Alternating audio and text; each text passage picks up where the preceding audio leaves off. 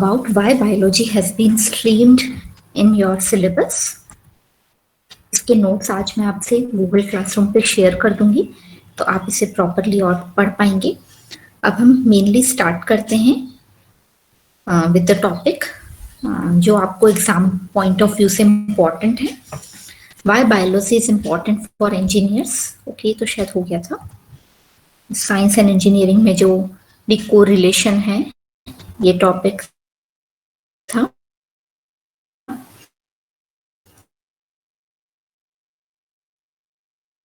Science क्या होता है, आप किसी चीज के बारे में जान लें and you are confined to that knowledge only. But for engineering student, for engineering background, you have to apply this knowledge for the serving of society, for serving people, for any preparation of any such type of gadget or doing such type of work for the society, for the industry, for the factory, for yourself, for your entrepreneurship, that it can be beneficial for other people also.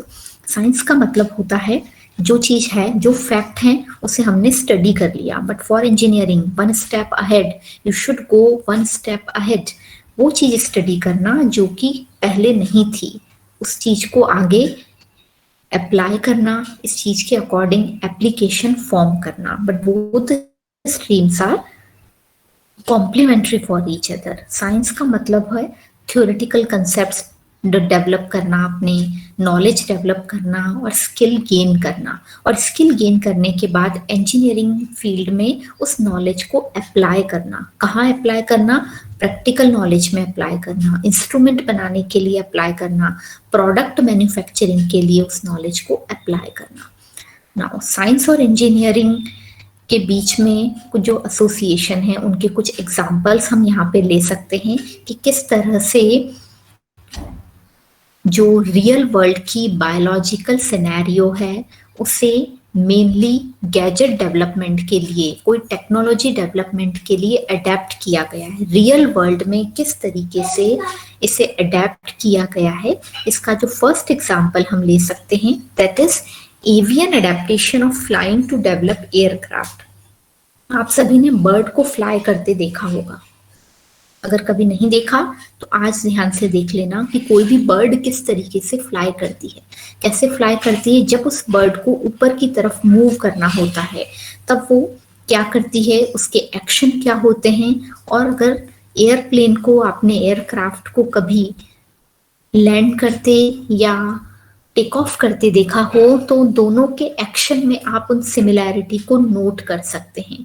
आपने देखा होगा जो aircraft का, aeroplane वगैरह का design बनाया जाता है, वो डिजाइन भी बर्ड के अकॉर्डिंग ही होता है। बर्ड की आगे बीक निकली हुई होती है, बर्ड्स के जैसे पंख होते हैं वैसे ही एरोप्लेन के भी साइड में फ्लेंजेस बनाए जाते हैं। जैसे बर्ड अपने पैरों को, जब बर्ड फ्लाई करती है, जब बर्ड अपने आप को टेक ऑफ करती है, लॉन्च करती है, तब अपने पैरों को पीछे की तरफ ले लेती है। सिमिलरली जैसे ही कोई एरोप्लेन एयर में टेक ऑफ होता है तब वो भी जो उसके पहिए वगैरह होते हैं उनको पीछे की तरफ ले लेता है, अपने पैरों को पीछे की तरफ ले लेता है। तो दोनों के एक्शंस में काफी कुछ सिमिलैरिटी है। तो जब बर्ड के जो एक्शन थे उसी एक्शन को ध्यान में रखते हुए एरोप्लेन का स्ट्रक्चर कंस्ट्रक्ट किया गया। Bird is what? Bird is related to the biology and aeroplane जो कि एक गैजेट को रिप्रेजेंट करता है, एक मैकेनिकल इलेक्ट्रॉनिक गैजेट को रिप्रेजेंट करता है। उस गैजेट को बनाने के लिए हमने कौन सा मैकेनिज्म फॉलो किया है? बर्ड फ्लाइंग का मैकेनिज्म फॉलो किया है। से आप देख सकते हैं जैसे बर्ड अपनी लेग्स की पोजीशन को बॉडी के एकदम पास ले लेती है जब भी उसे टेक ऑफ करना होता है, जब भी उसे फ्लाई करना होता है। उसी मैनर में जो एरोप्लेन के व्हील्स हैं वो भी अपने आप को बॉडी के इनसाइड हाइड कर लेते हैं जब भी वो टेक ऑफ करते हैं या लैंड करता है उस दौरान पे। इसका मतलब है हमने जो रियल वर्ल्ड की, नेचुरल वर्ल्ड की जो बायोलॉजिकल फिनोमेना था उसे इंडस्ट्रियल लेवल पे अप्लाई किया है। ठीक है, एरोप्लेन भी अपनी विंग्स को डायरेक्शन चेंज करने के लिए यूज करता है। बर्ड को आपने देखा होगा जब हाई इन द स्काई जब चली जाती है, छोटी बर्ड की बात नहीं कर रही हूँ मैं, थोड़े आपने अगर किसी ईगल वगैरह को देखा हो तो वो अपने पंखों को फैला के इस तरह से फ्लाई करती है, अपने जो भी डायरेक्शन होता है फ्लाइंग का वो डायरेक्शन चेंज कर लेती है। Similarly the aeroplane moves in that manner. तो हमने क्या किया है, बायोलॉजी को के कंसेप्ट को एविएशन इंडस्ट्री में यूज किया है, उसके स्ट्रक्चर को, उसकी सिमिलैरिटी को, उसके एक्शन को गैजेट बनाने के लिए यूज किया गया है। तो ये काफी अच्छा एग्जाम्पल माना जाता है। दूसरा एग्जाम्पल हम ले सकते हैं structure of I in the development of camera. Camera आज के जमाने में बहुत ज्यादा यूज में लाया जाता है, तो जो कैमरे का बेसिक मैकेनिज्म होता है it resembles to the human eye. Human eye में जो जो फीचर्स होते हैं वो सारे फीचर्स भी कैमरा में प्रेजेंट होते हैं। हमारे पास आई लिड है, कैमरा में शटर है, शटर का मतलब है जो कैमरा को क्लोज करता है, उसके लेंस को क्लोज करता है। आइरिस है, कैमरा में डायफ्राम है। हमारे पास प्यूपिल है, कैमरा में अपर्चर है, अपर्चर का मतलब है जहां से कि कोई भी इमेज देख सकता है या लाइट एंटर करती है। आईज में भी लेंस प्रेजेंट होते हैं, कैमरा में भी लेंस प्रेजेंट होते हैं। हमारे आईज पे रेटिना होता है जहां पे कि इमेज बनती है, और कैमरा में भी लाइट सेंसिटिव फिल्म होती है।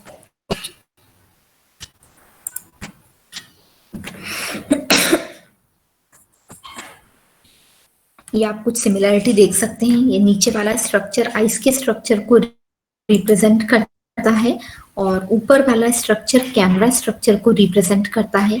कैमरा में आप यहाँ देख सकते हैं कि ये अपर्चर है। अपर्चर का मतलब है वो होल जहां से कि लाइट एंटर होती है। सिमिलरली आईज में ये प्यूपिल प्रेजेंट है। कैमरा में फर्दर डायफ्राम होता है, हमारी आई में आइरिस प्रेजेंट होती है। कैमरा में भी लेंस प्रेजेंट होता है, आईज में भी लेंस प्रेजेंट होती है। कैमरा में ये जो फिल्म होती है जहाँ पे की इमेज बनती है, हमारी आईज में रेटिना प्रेजेंट होती है। यहाँ से लाइट एंटर करती है, आईज में भी लाइट यहीं से एंटर करती है। तो आप देख सकते हैं काफी कुछ सिमिलैरिटी है। मतलब कैमरा बनाने वाले ने, कैमरा को जिसने भी मेंशन किया था उसने क्या माइंड में रखा, आइस का मैकेनिज्म ध्यान में रखा। कैसे ध्यान में रखा, when ice can make image of anything in the mind. और आपने पढ़ा होगा कि दोनों ही केसेस में जो इमेज बनती है, जो रियल वर्ल्ड की जो इमेज होती है वो स्मॉल और इन्वर्टेड है, उल्टी इमेज बनती है और उसको हमारी माइंड की इम्पल्स सीधा करके हमें बता देती है। तो जो रियल वर्ल्ड की बायोलॉजिकल एप्लीकेशन है उसे गैजेट बनाने के लिए यूज किया गया है। उसी तरीके से आप अपने माइंड में कुछ और इमेजिन कर सकते हैं। क्या इमेजिन कर सकते हैं, अगर आइस के मैकेनिज्म को ध्यान में रख के कैमरा बनाया जा सकता है, तो ईयर के मैकेनिज्म को ध्यान में रख के कुछ इस तरह का डिवाइस बनाया जा सकता है। नोज के मैकेनिज्म को ध्यान में रख के, yes, 1 minute, let me go to the screen please. हाँ, कौन है, एक सेकेंड, who's there? मैम एक यशोवर्धन। हाँ, यशोवर्धन, बोलो बेटा। मैम वो स्लाइड चेंज नहीं हो रही थी आपकी। अच्छा, स्लाइड चेंज ही नहीं हो रही थी। नो मैम, ये स्लाइड था। स्कोप के बाद स्लाइड चेंज ही नहीं हुई। No ma'am. ओहो, ऐसा कैसे पॉसिबल है? इसका मतलब जो मैं बोल रही हूँ वो किसी को नजर नहीं आया। No ma'am. स्कोप के बाद से स्लाइड चेंज नहीं हुई। ओके ओके, रुको, इसलिए ये मुझे इसमें थोड़ा समझ में कम आ रहा है गूगल मीट में। अब दिख रहा है बेटा screen? Yes ma'am. Now Yes, ma'am. I am changing. Okay, can you see? Yes, ma'am. अभी डायग्राम आपको नजर आ रहा है? मैम अभी स्ट्रक्चर ऑफ आई पे है, structure of I in development of camera. In both the cases, image formed is small and inverted. ये structure मुझे एक डायग्राम है जो मैं स्क्रीन पे देख सकती हूँ। Can anybody else? क्या और किसी को दिख आई और कैमरा वाला दिखाई दे रहा है? आई और कैमरा वाला दिख रहा है ना? हाँ, ठीक है। इसका मतलब यहाँ बीच में कुछ गड़बड़ हो गई थी, that I don't know. I am not so much technology friendly right now. Then you should people guide me in that direction. Okay, Yashowardhan, thank you beta. Please mute yourself. Ma'am. Okay बेटा। तो ये जो aviation adaptation है, चले इसमें तो कोई diagram नहीं था, हम कैमरे वाली चीज पे वापस से मूव करते हैं। ठीक है, कैमरा में क्या होता है, कैमरे का जो स्ट्रक्चर होता है और हमारी आईज का जो स्ट्रक्चर होता है, it shows very much similarity. ये आप देखिए, कैमरा का जो बेसिक कैमरा होता था, सबसे पहले जो कैमरा इन्वेंट हुआ था जिसमें एक फिल्म यूज में आती थी एंड ऑल दैट, उसका स्ट्रक्चर हमारी आईज के स्ट्रक्चर से क्या क्या सिमिलैरिटी शो करता है। कैमरा के लिए भी आपने सुना होगा कि जो भी इमेज अंदर बनती है, दैट इमेज रिमेन्स इन्वर्टेड, उल्टी होती है। जो ओरिजिनल हमें दिखता है, कोई ऑब्जेक्ट हमें दिख रहा है, जैसे I can see bottle, a water bottle in front of me, तो ये जो वाटर बॉटल मेरी आईज को दिख रही है ना, उसकी इमेज इन्वर्टेड बनी है, उल्टी बनी है। पर जो मेरा माइंड है, जो मेरा नर्वस सिस्टम है, that will show me the correct image. वो मुझे बताएगा कि नहीं, that image is not inverted, ये इमेज करेक्ट है। इसका मतलब जो आईज का मैकेनिज्म है, उसी मैकेनिज्म को कैमरा बनाने के लिए यूज किया गया है। और उसी मैनर में अब हम कुछ और सोच सकते हैं। क्या सोच सकते हैं? हम सोच सकते हैं कि हमारी बॉडी में जहां जहां पे भी कोई मैकेनिज्म वर्क करता है, हमारा hearing mechanism, it can be used for making some of the gadget, हमारा जो भी सेंस मैकेनिज्म है, हमारी स्किन को टच करने पे जो बॉडी में मूवमेंट होता है, जो बॉडी में रिएक्शन होता है, that mechanism can be used for the formation of any gadget। जो हमारा स्मेल के लिए नोज का सेंस होता है, उस सेंस को भी हम किसी और गैजेट को बनाने के लिए यूज कर सकते हैं। हमारे डाइजेस्टिव सिस्टम में जो मैकेनिज्म होता है, as soon as the food enters in our digestive system, the digestion gets started, इस मैकेनिज्म को हम यूज कर सकते हैं। जैसे आप लोगों ने सुना होगा, प्लांट्स में एक प्लांट होता है छुई मुई का प्लांट्स, माइमोसा पुटिका जिसे कहते हैं, बॉटनिकल नेम इज माइमोसा पुटिका। छुई मुई के प्लांट को आप जैसे ही टच करते हैं, उसकी पत्तियां एकदम से कुम्हला जाती हैं, छोटी सी हो जाती हैं, and after a period of time वो वापस से एज सच हो जाती है। तो दैट मैकेनिज्म जो एक रियल वर्ल्ड मैकेनिज्म है, इसका मतलब है टच की वजह से उस प्लांट में कहीं ना कहीं कोई एक्शन स्टार्ट होता है और वो सारी पत्तियों को एक साथ कलेक्ट कर लेता है। उसी तरह के मैकेनिज्म को हम किसी गैजेट बनाने के लिए भी यूज कर सकते हैं कि एक ऐसा सेंसिटिव सा गैजेट है, एक सेंसिटिव सा बॉक्स है, आपने उस बॉक्स को जैसे ही टच किया, अपने आप उस बॉक्स के जो फ्लैंजेस वगैरह हैं वो बंद हो जाएंगे और उस बॉक्स को कवर कर लेंगे। मतलब nobody can touch that box until unless उसके सेंसर्स को डाउन नहीं किया जाता, सेंसर्स को अनप्लग नहीं किया जाता। किसी भी इम्पोर्टेंट आर्टिकल को प्रोटेक्ट करने के लिए ऐसा कोई बॉक्स डिजाइन किया जाता है कि जैसे उस बॉक्स को कोई टच करेगा, उसके फ्लैंजेस बंद हो जाएंगे और वो बॉक्स क्लोज हो जाएगा। That can not be open until unless उसके सेंसर्स को हम डाउन नहीं करते। इस तरह रियल वर्ल्ड के ऐसे काफी सारे एग्जाम्पल्स हैं, जिन्हीं एग्जाम्पल को माइंड में लेके हम किसी चीज को डिजाइन कर सकते हैं, क्योंकि डिजाइन करने के लिए भी कोई आइडिया चाहिए और आइडिया के लिए हमें कोई चीज सामने चाहिए। सारे आइडिया आप अपने माइंड में डेवलप नहीं कर सकते कि एक बार कोई फैंटेसी वर्ल्ड में चले गए, वहां पे ऐसा हुआ था, ऐसा हुआ था, ऐसा हुआ था, ऐसा हुआ था, ऐसे करके आप कोई आइडिया ले आए और आपने उसके अकॉर्डिंग गैजेट बनाना स्टार्ट कर दिया। आइडिया का रियल, हाँ बोलो। मैम ये फिर से पावर पॉइंट 15th वाली स्लाइड पे अटकी हुई है।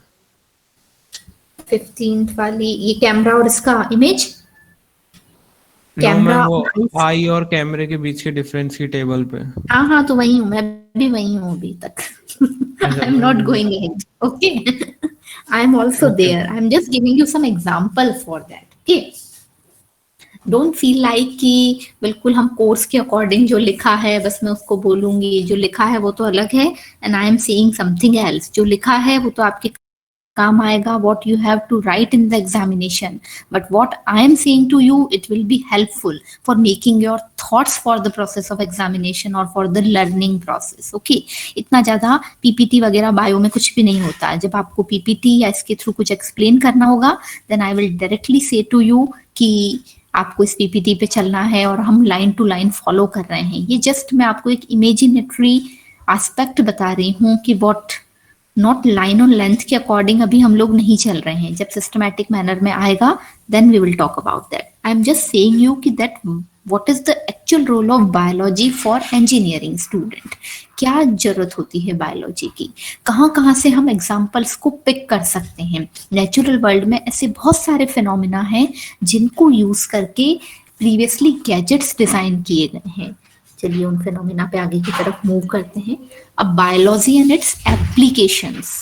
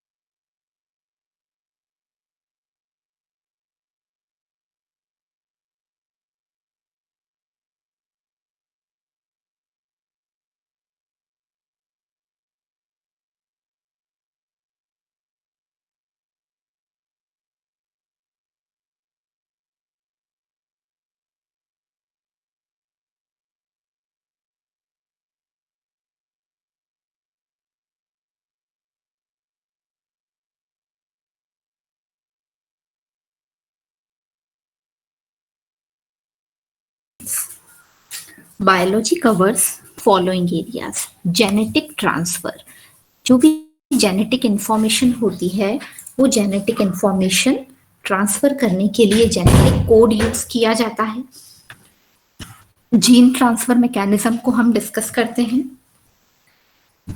डाइट और डिजीज के बीच में क्या रिलेशनशिप है उस चीज को डिस्कस किया जा सकता है। न्यू फूड प्लांट डेवलपमेंट में बायोलॉजी को अप्लाई किया जाता है।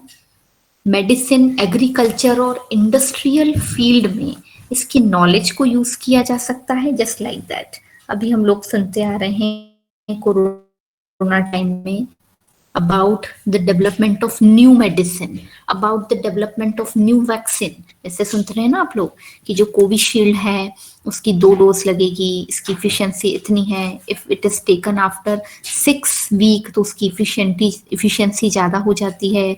रशिया से जो वैक्सीन आएगी उसकी इफिशिएंसी 91% है। इसका मतलब अलग अलग कंपनीज ने अलग अलग फॉर्मूला यूज करके वो वैक्सीन को डेवलप किया है। तो मेडिसिन फील्ड में, एग्रीकल्चर फील्ड में आज से कुछ टाइम पहले तक फूड प्रोडक्शन कंपैरेटिवली लोअर था, पर जैसे ही ये हाइब्रिडाइजेशन की situation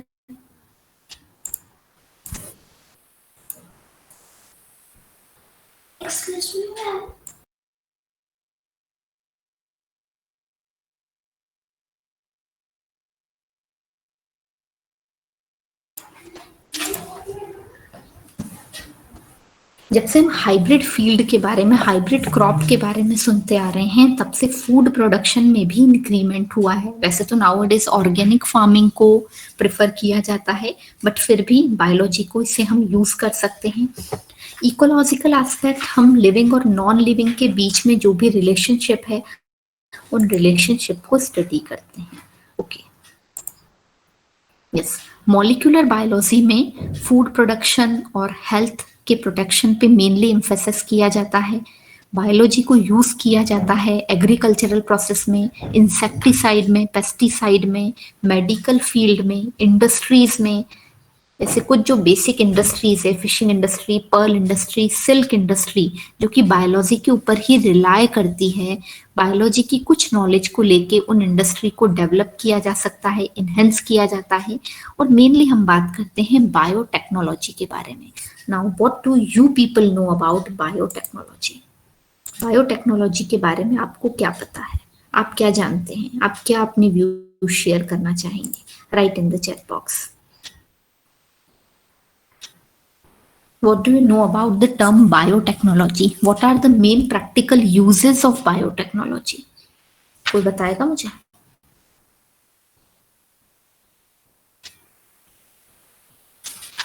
Write in the chat box. What is biotechnology?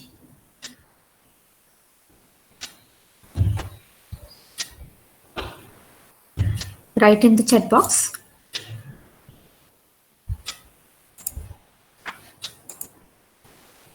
आज से कुछ साल पहले आप लोगों ने, जब आप लोग छोटे थे, आपने सुना होगा एक क्लोन डेवलप किया था। एक शीप थी जिसका नाम था डॉली, अगर किसी को याद हो तो। डॉली नाम का एक शीप डेवलप किया था जिसे कंसिडर किया गया था फर्स्ट क्लोन है, ये पूरी वर्ल्ड का एक फर्स्ट क्लोन है जिसे स्वीडन की किसी लैब में डेवलप किया था। फर्स्ट क्लोन था ये वर्ल्ड का, जिसने बाद में सरवाइव भी किया था, और सरवाइव करने के बाद उसकी कुछ टाइम के बाद तो डेथ हो गई थी, बट फिर भी उसकी जो लाइफ टाइम था वो लाइफ टाइम एक नॉर्मल शीप की जैसे उसने अपने आप को स्पेंड किया था। इसका मतलब जो डॉली नाम का क्लोन बनाया था, ह्यूमन क्लोनिंग के बारे में भी हम अक्सर सुनते हैं कि जेनेटिक इंफॉर्मेशन को ट्रांसफर करने के लिए, वैसे तो नेचुरल प्रोसेस होता है कि एक पर्सन से दूसरा पर्सन, अब या अपने ऑफस्प्रिंग जनरेट होते हैं, जनरेशन आगे प्रोड्यूस होती है, रिप्रोडक्शन होता है, ऑल दैट, बट अगर ये सारा का सारा प्रोसेस एक आर्टिफिशियल मैनर में परफॉर्म किया जाए, अंडर लैब कंडीशन ये चीजें डेवलप की जाए, तो उस सारे हेडिंग को हम डिस्कस करते हैं बायोटेक्नोलॉजी के अंदर। मतलब टेक्नोलॉजी की हेल्प से आर्टिफिशियल मैनर में एक क्लोन को डेवलप करना। वैसे तो ह्यूमन क्लोनिंग पे बैन हो गया था, बट फिर भी एनिमल्स में और प्लांट्स में काफी सारे ब्रीड जनरेट किए गए थे क्लोनिंग के लिए, नया ऑफस्प्रिंग जनरेट करने के लिए, उसी तरह का नया क्रीचर प्रोड्यूस करने के लिए। ह्यूमन क्लोनिंग तो बैन हो गई थी, कुछ इश्यूज थे, काफी सारे सोशल इश्यूज थे, इस वजह से आगे साइंटिस्ट ने इनके ऊपर work,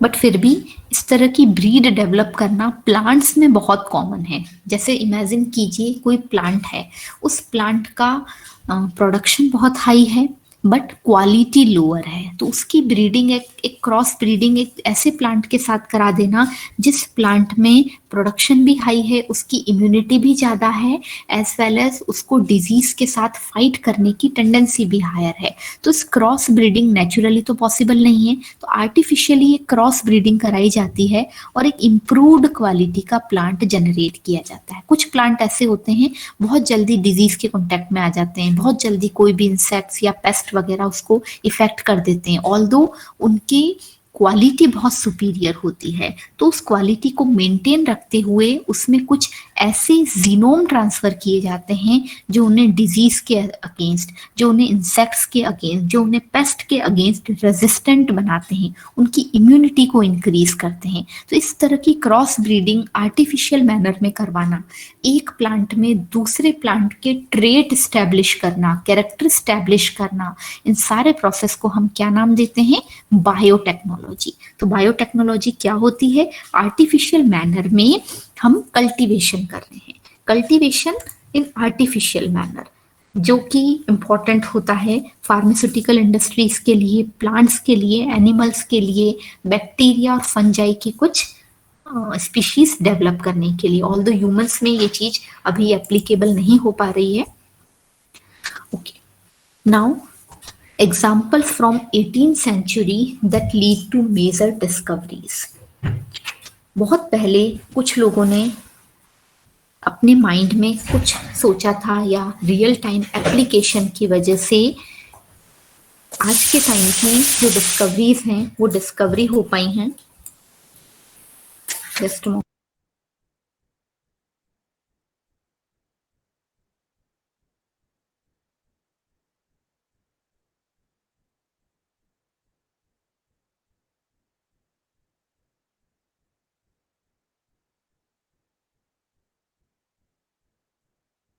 motion. Okay, let me ask with some of the student, what do you mean by Brownian motion? Brownian motion का नाम सुना होगा आप लोगों ने पहले कभी, क्या होता है इसका मतलब? Can anybody tell me? Yes, Vishwajeet Singh Ratnu, can you tell me what is Brownian motion? Brownian motion क्या होता है?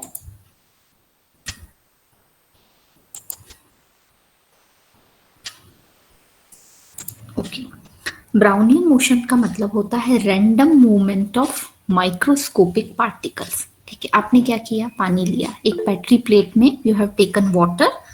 Now some of the student must have written motion through the particles. Okay Raunak, good, yes. इसका मतलब होता है random movement of particle, no such line and length कि ये क्या पाथ फॉलो करेगा, nothing like that. Simple example हम ले सकते हैं, आपने एक प्लेट में वाटर ले लिया, आपने थोड़े से डस्ट पार्टिकल्स उसके अंदर डाल दिए, एंड देन डस्ट पार्टिकल बिल्कुल फाइन होने चाहिए, ऐसे नहीं कि जो वो जल्दी से नीचे सेटल डाउन हो जाए। या आप इमेजिन कर लीजिए 100 डस्ट डाल दिया आपने, लकड़ी का जो बुरादा होता है ना, वो थोड़ा सा इसके अंदर डाल दिया। Now look at the movement pattern of these particles. ये मूवमेंट जो होगा वो एक फिक्स डायरेक्शन में नहीं होगा, ग्रेविटेशनल फोर्स बिल्कुल अप्लाई नहीं हो रहा है क्योंकि सब कुछ एक ही लेवल पे प्रेजेंट है। तो जो इन पार्टिकल्स का रैंडम मूवमेंट होता है, जो किसी भी लॉ से गवर्न नहीं होता, जो किसी भी सिचुएशन से गवर्न नहीं होता, it is only the random movement of particle. उस रैंडम मूवमेंट को हम नाम देते हैं ब्राउनियन मोशन। और इस ब्राउनियन मोशन को सबसे पहले ऑब्जर्व किया था रॉबर्ट ब्राउन ने 1827 में। एक प्लांट था क्लार्किया पुल्चेला, उस प्लांट के पोलन ग्रेन्स को उसने वाटर में लेके बर्स्ट कर दिया। जो भी पोलन्स वगैरह होते हैं ना, परागकण जो होते हैं, उनको वाटर में लेके बर्स्ट कर दिया। और उसका जो मोशन था, उनका जो मूवमेंट था, उन पार्टिकल्स का जो मूवमेंट था, उस मूवमेंट को माइक्रोस्कोप से ऑब्जर्व किया। और ये उसने देखा कि कोई भी फिक्स पैटर्न नहीं है, जो पार्टिकल जहां जा रहा है वहां पे मूव कर रहा है। बस बाद में उस टाइम बहुत ज़्यादा डेवलपमेंट नहीं था, तो उसकी इस चीज पे, उसकी इस थ्योरी के ऊपर, उसके इस ऑब्जर्वेशन के ऊपर किसी का नोटिस नहीं गया। बट बाद में 1905 में आइंस्टीन ने एक्सप्लेन किया कि ये जो मोशन था, पोलन्स का जो रैंडम मोशन था, ये वाटर मॉलिक्यूल की वजह से गवर्न हो रहा है। वाटर मॉलिक्यूल जो इसको सराउंड कर रहे हैं, उन वाटर मॉलिक्यूल्स की डेंसिटी की वजह से, उन वाटर मॉलिक्यूल के अमाउंट की वजह से, कि किस पार्टिकल को चारों तरफ से कितने वाटर मॉलिक्यूल सराउंड कर रहे हैं, वो उसकी वजह से गवर्न हो रहा है। और इसी थ्योरी ने बाद में डेवलप किया था एटम और मॉलिक्यूल का कंसेप्ट। तो यू कैन इमेजिन कि एटम और मॉलिक्यूल का कंसेप्ट तो बहुत बाद में आया। अर्लियर इन 1827 जब एटम और मॉलिक्यूल का कंसेप्ट नहीं था, तब रॉबर्ट ब्राउन ने इस तरह का ब्राउनियन मोशन, उसके नाम पे ही बाद में इस मोशन का नाम रखा गया, random movement of particles with in a solution, जो था उसे ब्राउनियन मोशन नाम दिया गया। और बाद में इसी कंसेप्ट को यूज करके एटम और मॉलिक्यूल एग्जिस्ट करते हैं अलग अलग मैनर में, इस एग्जिस्टेंस को एक्सप्रेस किया गया था। Similarly the concept of thermodynamics. कोई मुझे बता सकता है थर्मोडायनेमिक्स के रूल्स किस साइंटिस्ट ने दिए थे? थर्मोडायनेमिक्स किसने सबसे पहले एक्सप्लेन किया था? लिटरेचर में किसका नाम आता है सबसे पहले? किस फिजिसिस्ट का, किस केमिस्ट का नाम आता है who explain thermodynamics at the first? Thermodynamics जानते हैं आप लोग क्या होती है? सबसे पहले तो ये बताओ। Thermo means temperature, dynamics means movement. Yes, Raunak, Sarjana, Rohit, can you tell what is thermodynamics? Write in the chat box. Movement of heat, okay. Conservation of energy, good. Rajneesh. Yes, जो फर्स्ट लॉ ऑफ थर्मोडायनेमिक्स है, वो thermodynamics का law सबसे important है। वो क्या कहता है? It says the conservation of energy. मतलब जितना भी एक एनर्जी कभी भी डिस्ट्रॉय नहीं हो सकती। Energy can be converted from one form to another. Energy can neither be created nor be destroyed, only it can transform its form। ये अपनी एक फॉर्म से दूसरे फॉर्म में कन्वर्ट हो सकती है। किसी भी प्रोसेस में, किसी भी वर्क में एनर्जी का लॉस कभी भी नहीं होता है। एनर्जी हमेशा कंजर्व्ड स्टेट में प्रेजेंट होती है। इस कंजर्वेशन ऑफ एनर्जी के लॉ को ही हम थर्मोडायनेमिक्स का फर्स्ट लॉ कहते हैं। और थर्मोडायनेमिक्स का ये जो लॉ वगैरह ये सब एक्सप्लेन किए गए थे, ये रुडोल्फ क्लॉसियस ने किए थे। ओके, रुडोल्फ क्लॉसियस ने बाद में एक्सप्लेन किए थे, बट जो एक्चुअल फादर माना जाता है थर्मोडायनेमिक्स का, वो माना जाता है जूलियस मेयर को। इसने 1842 में, रुडोल्फ क्लॉसियस में तो 1850 के बाद एनर्जी कंजर्वेशन के लॉ पे वर्क किया था, बट जूलियस मेयर ने 1842 में एनर्जी कंजर्वेशन के इस कंसेप्ट को प्रपोज किया था सबसे पहले, जिसे कि later on first law of thermodynamics नाम दिया गया था। उन्होंने ये बताया था कि किसी भी प्रोसेस में एनर्जी का जो सोर्स होता है that is only oxidation. Plants क्या करते हैं? ऑक्सीडेशन करते हैं। किसका ऑक्सीडेशन करते हैं? प्लांट ऑक्सीडेशन प्रोसेस के थ्रू ही लाइट एनर्जी को केमिकल एनर्जी में कन्वर्ट करते हैं। मतलब फोटोसिंथेसिस का जो प्रोसीजर होता है उस प्रोसीजर को भी एक एनर्जी कंजर्वेशन प्रोसीजर के थ्रू एक्सप्लेन किया गया था। फोटोसिंथेसिस का प्रोसेस क्या होता है? आप लोगों ने सबने पढ़ा होगा। क्या होता है फोटोसिंथेसिस? कौन बताएगा? What do you mean by photosynthesis? Right in the chat box. क्या होता है photosynthesis?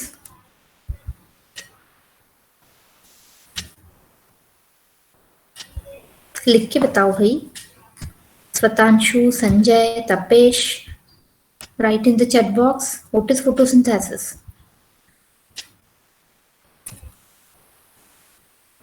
Yes, sunlight converts into its food. Sumit ने लिखा convert light energy into chemical energy. चलो बहुत बढ़िया, ये तो यहाँ लिखा हुआ है। चलिए, फोटोसिंथेसिस का मेनली मतलब होता है प्लांट्स में क्लोरोफिल प्रेजेंट है। क्लोरोफिल की प्रेजेंट में प्लांट एटमॉस्फेरिक कार्बन डाइऑक्साइड का फिक्सेशन करती है। कैसे करती है फिक्सेशन? सनलाइट की प्रेजेंस में क्लोरोफिल कार्बन डाइऑक्साइड और वाटर मॉलिक्यूल के सिंथेसिस से कार्बोहाइड्रेट या ग्लूकोज प्रोड्यूस करती है और oxygen as a by product release करती है। इसका मतलब क्या किया है प्लांट ने? लाइट एनर्जी को यूज किया है, सनलाइट को यूज किया है और इसे किस में कन्वर्ट कर दिया? केमिकल में कन्वर्ट कर दिया, कार्बोहाइड्रेट में कन्वर्ट कर दिया, ग्लूकोज में कन्वर्ट कर दिया। तो प्लांट ने सनलाइट की एनर्जी को केमिकल एनर्जी में कन्वर्ट किया है। मतलब there is occurring conservation of energy. Although 1842 के टाइम में थर्मोडायनेमिक्स का लॉ नहीं आया था, बट थर्मोडायनेमिक्स लॉ की शुरुआत जूलियस मेयर के टाइम पे ही हुई थी, जब उसने फर्स्ट लॉ का कंसेप्ट दिया था, उसे प्रपोज किया था। ऑल्दो पूरा क्रेडिट फिर बाद में रुडोल्फ क्लॉसियस को मिला था।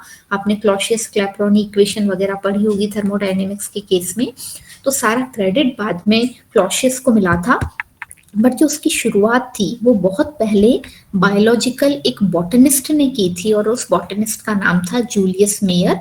1842 में उसने ये बताया था कि प्लांट एक एनर्जी फॉर्म को दूसरे एनर्जी फॉर्म में कन्वर्ट करता है, एनर्जी को कंजर्व करता है और ऑर्गेनिक सब्सटेंस में कन्वर्ट कर देता है। यहीं से शुरुआत हुई थी फर्स्ट लॉ ऑफ थर्मोडायनेमिक्स की।